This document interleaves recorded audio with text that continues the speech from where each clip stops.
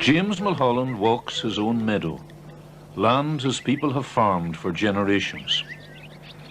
From Killishandra and Butler's Bridge to Lispellaw and Enniskillen, the map of Ireland is a filigree pattern of blues and greens, as whorled and as intricate as any design in the Book of Kells.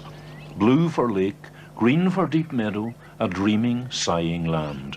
Until northeast of Lisnaskea, the colour changes to brown. The Fermanagh countryside rises into rough moorland.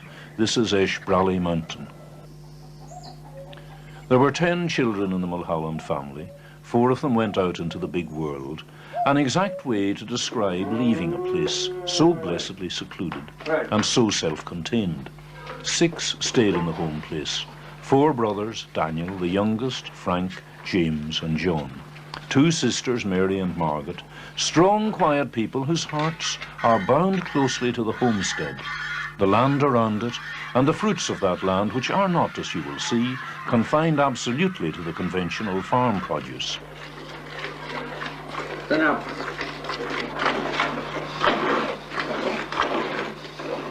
Self-containment, self-sufficiency are 2 of the chief marks of the Mulholland farm, their own poultry and cattle, butter, eggs, turf.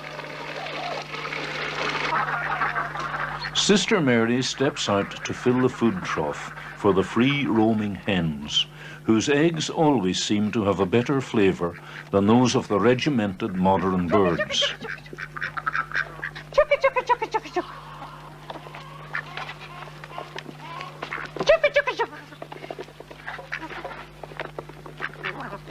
No glittering newfangled machinery here, nor is the absence felt as any deprivation.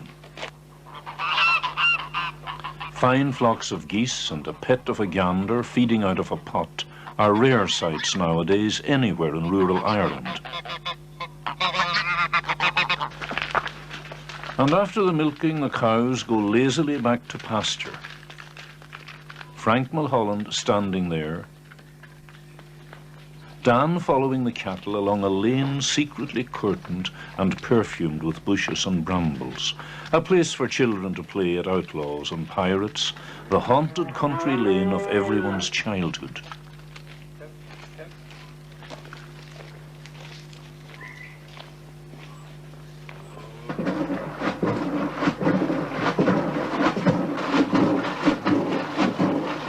And good currant bread and home-churned butter with beads of crystal bubbles glimmering on it were all part of that rural childhood if you were country-reared or lucky enough to have relations in rural places.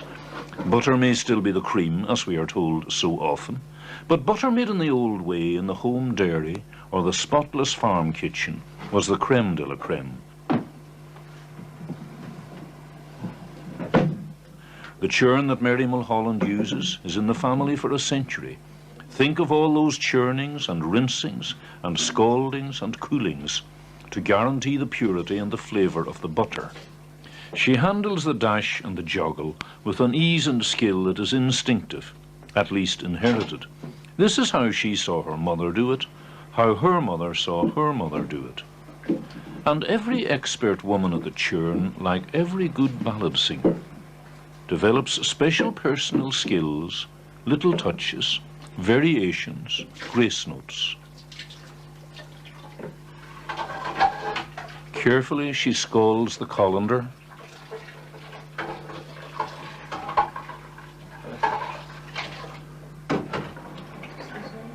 collects the floating butter,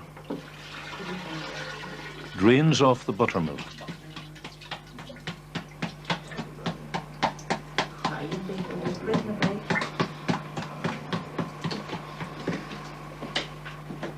washes the butter with clear spring water,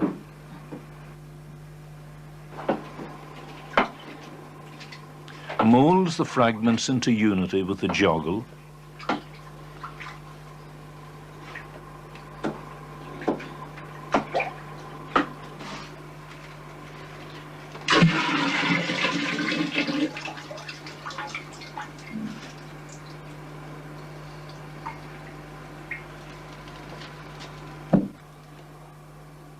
uses a scallop shell in the salting. The sea the shell came from is only a step west over there, beyond the reaches of the Erne.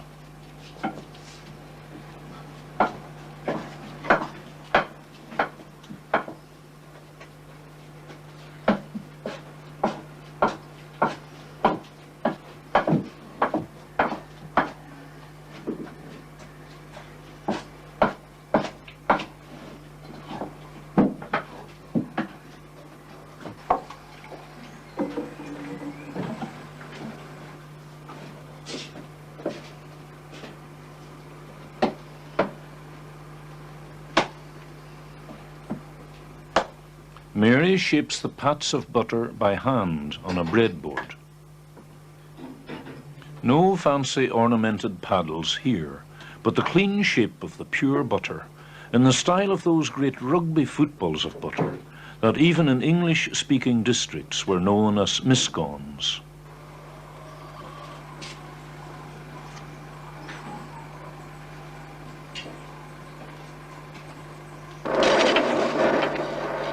From the fresh churn to the flaming forge would seem a long journey anywhere, but here on Eshbrally you can make it in a minute. Frank said they never bought 100 of coal in their lives, except the exception meant for the forge. Not a customary piece of equipment on every Ulster farm, but here it is, you might say, the heart of the matter. For first and foremost, the Mulholland men are stone cutters, and have been so for a long time. James Mulholland delicately draws out the point of a punch so that it can mark the pliable stone as exactly as a pen. Frank at the forge works the circular fan, tempering the heat to suit the nature of the metal they are using. A different heat molds a different metal, and they pick up their raw material anywhere. Scraps, bits of an old disbanded automobile, nothing goes to waste.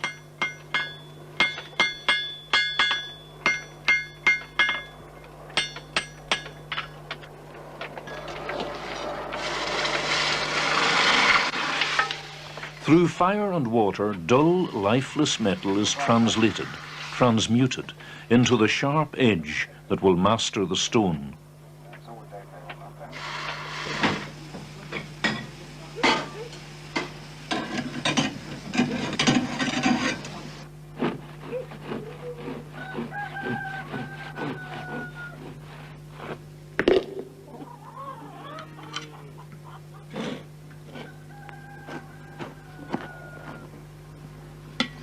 There's fine bread that you might say can speak for itself, and it's enjoyed here with strong, fragrant tea by the family getting ready for the day's work.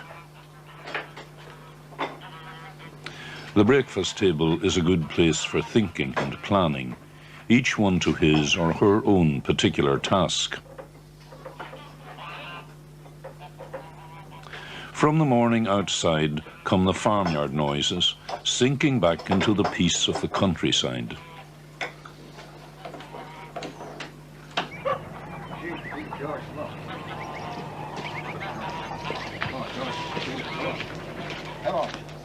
When the farm chores are done and the tea taken, it's away to the quarry across 1.5 miles of meadow and moorland. There is something special about this walk, and the dogs, as they race ahead of Frank, John and Dan, seem to know it. The Mulholland Quarry, in use for 1.5 centuries. Ferns grow out of a crevice in the soft sandstone. Tennysons flower in the crannied wall. Tadpoles live in the quarry pool.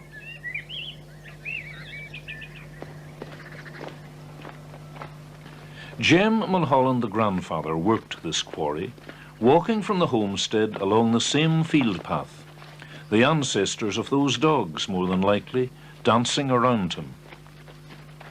The narrow plank bridge sways beneath the men as they step into what you might call their studio, a pocket of sandstone on the fringe of the Erne Basin, which is composed mainly of limestone. With the delicate punch, the stone is bottomed. Holes are made to take the metal wedges. Fragments or spoil, the local name is scablings, are swept away.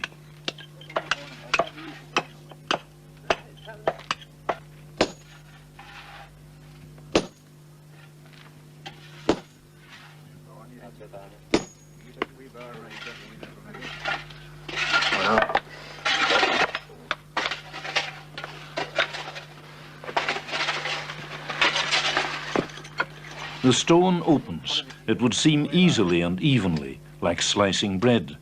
That, I suspect, is why it takes 8 or 10 years to learn the craft, one of the oldest practiced by civilized man.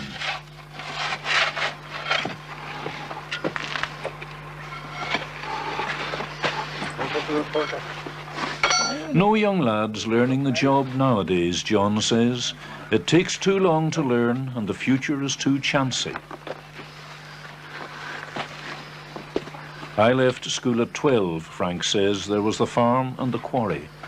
At that early age, he started at the making of the scythe stones. At that time, there were 10 or 15 men working at the stones.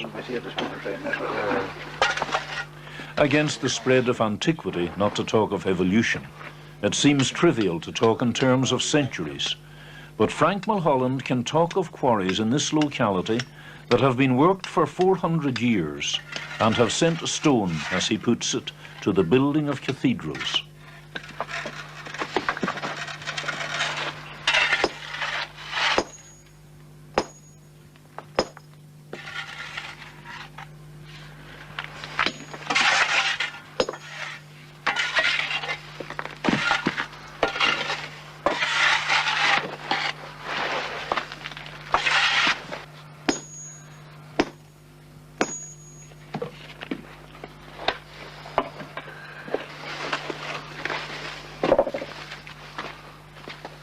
Then it's back across the bending plank bridge.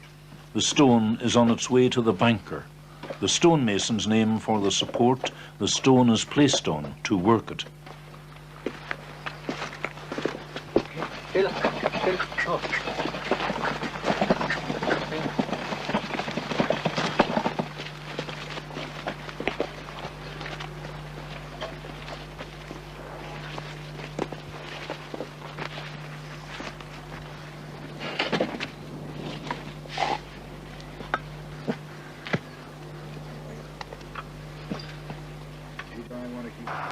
On the banker, the stone is scribed, to draw lines on it, in fact, as in the Latin, to write on it, with the long punch.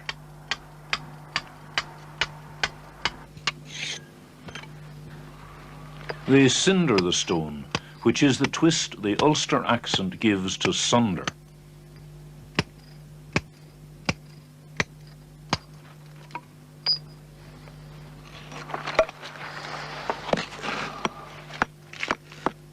The blocking hammer roughly shapes the stone, and out of the oblong block, the fish-like shape of the whetstone emerges.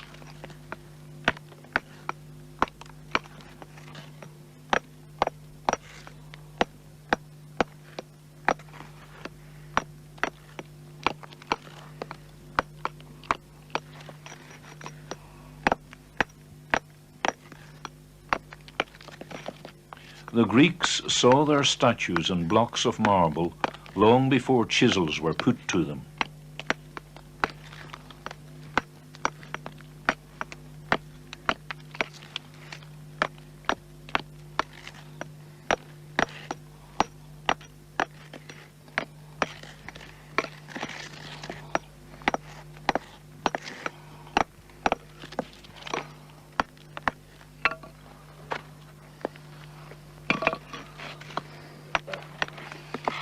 John takes over now.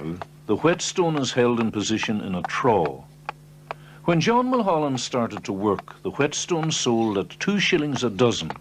Now it's £6 a dozen. But tobacco was then 8p an ounce in old money. Now it is 62 pence. That's how the world changes.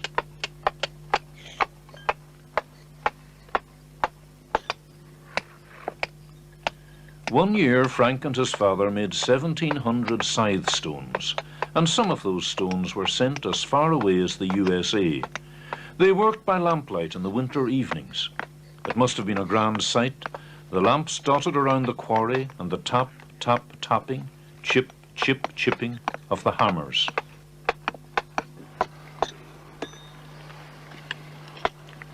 That preliminary smoothing by the claw chisel is the one concession to modernity or factory-made tools. The wooden mallet is made from Ulster crabapple.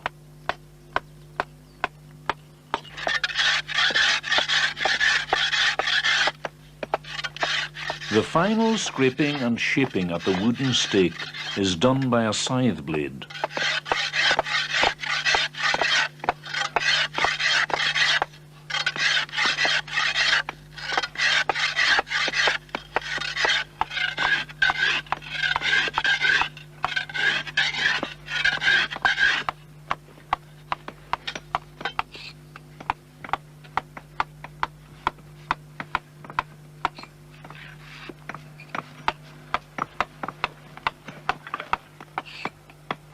Those stones will sharpen many a scythe. Once they made millstones, but now all the old mill wheels are gone in this new ersatz world. But the whetstones and the grindstones and the crazy paving are still in demand. Across the mountain from over by 5 Mile Town in Grogie comes Tom McCaffrey to buy a whetstone.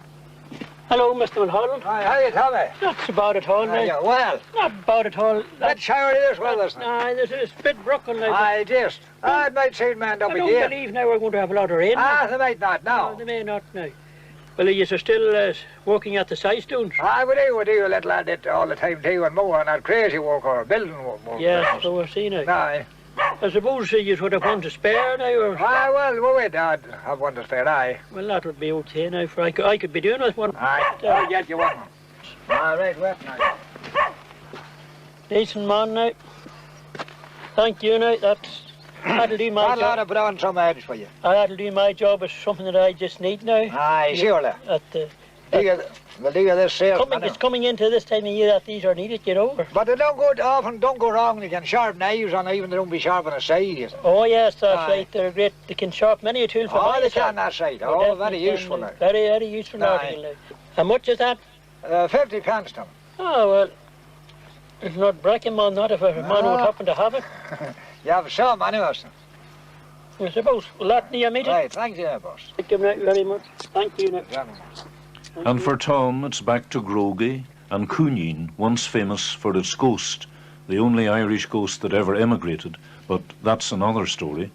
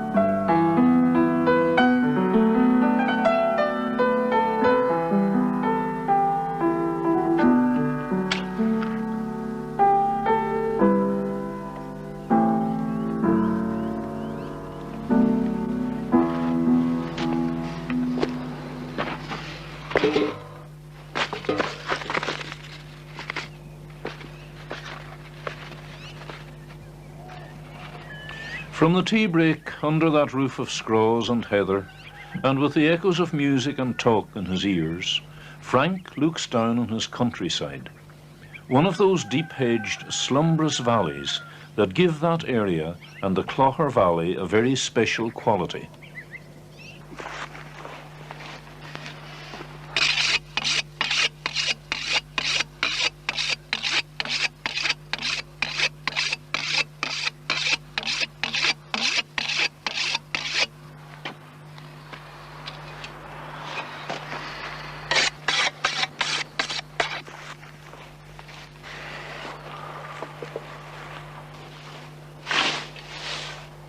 Here is the spélador, the mower, the sound of whose scythe is heard whistling in Gaelic poetry, and for that matter in the poetry of every language man in grasslands has ever spoken.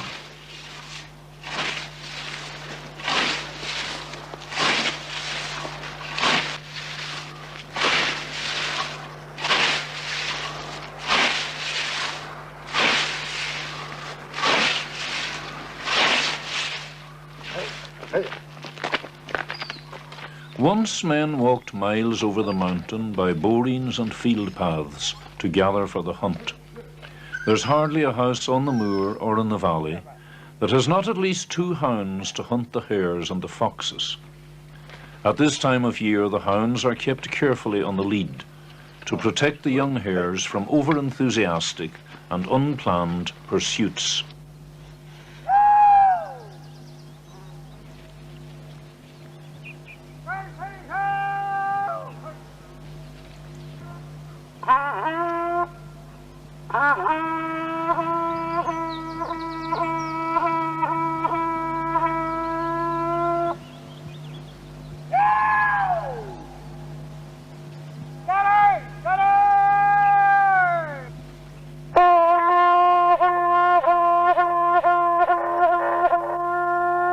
That horn of clear voice is well known in these hills. It was fashioned by Dan's grandfather, Jem Mulholland.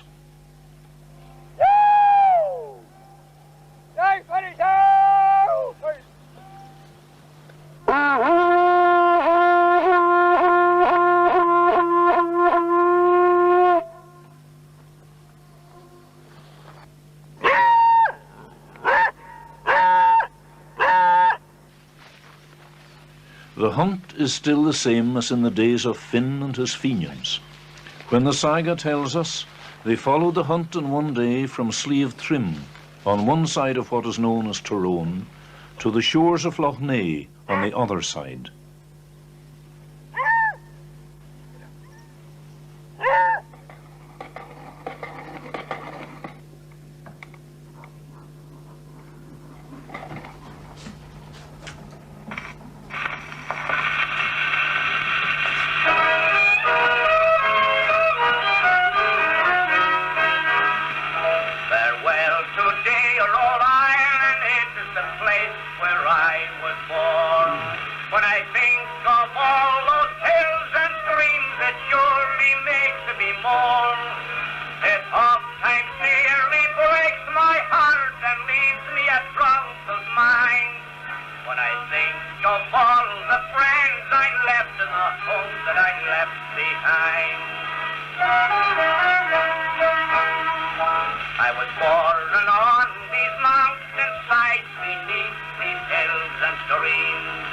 But still it pictures in my mind like memories, thoughts and dreams. When I think of the charm